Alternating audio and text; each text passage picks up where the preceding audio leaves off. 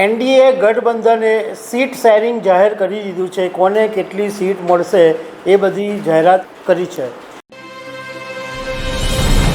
બિહારમાં આ વર્ષના અંતમાં વિધાનસભાની ચૂંટણી છે અને 243 બેઠકો છે અને એમાંથી બહુમતી જો મેળવવી હોય તો 122 સીટ જીતવી જરૂરી છે. હવે આ 122 સીટ જીતવા માટે બિહારની અંદર ઘણા સમયથી રાજકીય જંગ શરૂ થઈ ગયો છે.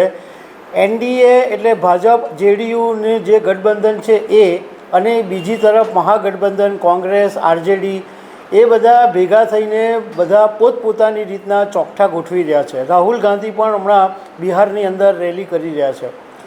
હવે એનડીએ ગઠબંધને સીટ શેરિંગ જાહેર કરી દીધું છે. કોને કેટલી સીટ મળશે એ બધી જાહેરાત કરી છે. તો એના વિશે હું વાત કરીશ. મારું નામ રાજેશ શાહ છે અને તમે જોઈ રહ્યા છો ગુજરાતના સૌથી મોટા ડિજિટલ ન્યૂઝ પ્લેટફોર્મ ખબરછે.com.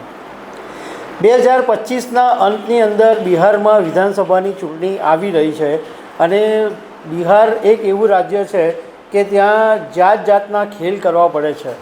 જાતિ આધારિત કે બીજા બધા જે ખેલ હોય છે એ બધી રાજકીય પાર્ટીઓ હંમેશા કરતી રહેતી હોય છે. હવે ટોટલ 243 બેઠકો છે વિધાનસભાની. એમાંથી જો સરકાર બનાવવી હોય તો 122 સીટની જરૂર પડે. હવે એનડીએ ગઠબંધન છે એણે સીટ શેરિંગ જાહેર કરી દીધું છે. દિવ્ય ભાસ્કરના અહેવાલની અંદર એવું જણાવવામાં આવ્યું છે કે 102 બેઠકો ઉપર નીતિશ કુમારની પાર્ટી જેડીયુ લડશે અને 101 ઉપર બીજેપી લડશે. એ સિવાય ચિરાગ પાસવાનની જે પાર્ટી છે લોક જનશક્તિ પાર્ટી રામવિલાસ એ 20 બેઠકો પર લડશે. હિન્દુસ્તાન આવામ મોરચા 10 બેઠકો પર લડશે અને રાષ્ટ્રીય લોક મોરચા એ 10 બેઠકો પર ચૂંટણી લડશે. મતલબમાં 40 બેઠકો એવી છે કે જે નાની નાની પાર્ટીઓને ફાળવવામાં આવી છે. 2020ની વિધાનસભાની ચૂંટણીની વાત કરીએ તો એ વખતે ભાજપ 110 બેઠકો પર ચૂંટણી લડેલું અને એમાંથી 74 બેઠકો પર ભાજપે જીત મેળવેલી. અને એ વખતે 2020માં જેડીયુ 115 બેઠકો પર ચૂંટણી લડેલું અને 43 સીટ પર જીત મેળવેલું.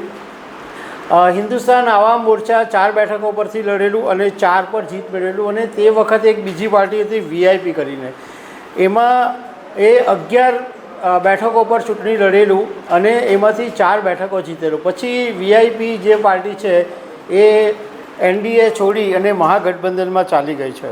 એલજેપી 5 અને આરએલએમ એક પાર્ટી પર એક બેઠકો પર તે વખતે જીતેલા. પરંતુ બિહારનું રાજકારણ એવું છે કે નીતિશ ગમે તે પાર્ટી સાથે ગઠબંધન હોય, નીતિશ કુમારને મુખ્યમંત્રી બનવું જ પડે એવી એમની ઈચ્છા હોય છે. એટલે એ ગમે તેવા ખેલ કરતા હોય છે. એમનો એક જ આશય છે કે બિહારની ગાદી પર ચીટકી રહેવું. 2015ની વાત કરીએ તો એ વખતે જેડીયુની સાથે ભાજપનું ગઠબંધન નહોતું અને નીતિશ કુમારનું ગઠબંધન મહાગઠબંધનની સાથે હતું. તો તે વખતે ભાજપ 160 બેઠકો પર ચૂંટણી લડેલું અને 53 બેઠકો પર ચૂંટણી જીતેલું. એલજેપી 40 બેઠકો પર ચૂંટણી લડેલી અને માત્ર 2 બેઠકો પર જીત મેળવેલી. આરએલએસપીને 23 બેઠકો પર ચૂંટણી લડેલી અને 2 બેઠકો પર જીત મળેલી. હિન્દુસ્તાન આવામ મોરચાને પણ 20 બેઠકો આપવામાં આવી હતી, પરંતુ માત્ર એક જ બેઠક હિન્દુસ્તાન આવામ મોરચા જીતેલી હતી. વિધાનસભાની વાત જુદી છે અને લોકસભાની વાત જુદી છે. લોકસભાની અંદર ભાજપને 1 સીટ વધારે મળેલી હતી. 16 બેઠકો પર તે વખતે 17 બેઠકો પર ભાજપ ચૂંટણી લડેલું અને જેડીયુ 16 બેઠકો પર લડેલું.